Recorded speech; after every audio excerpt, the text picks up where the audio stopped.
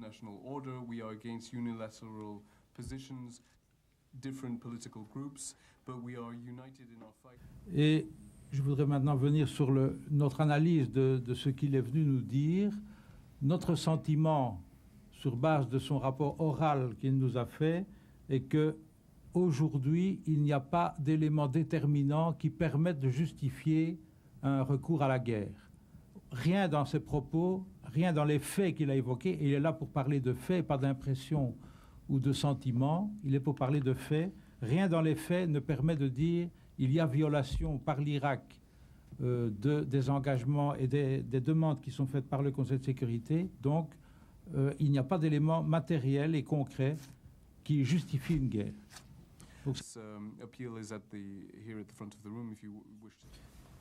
Quant à la résolution qui est actuellement soumise au Conseil de sécurité par les États-Unis, la Grande-Bretagne et l'Espagne,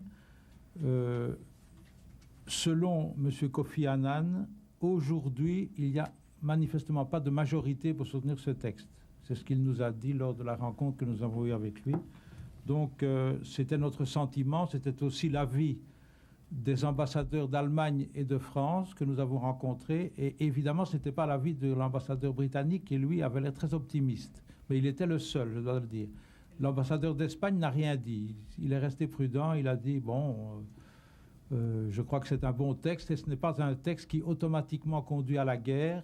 Je crois qu'il était le seul à penser cela.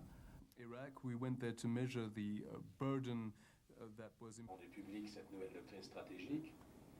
J'ai pour ma part, au nom de mon groupe... Monsieur Hans Blix a été prudent dans sa façon de présenter les choses à notre groupe. Il n'était pas là pour nous faire un rapport avant de faire son rapport devant le Conseil de sécurité.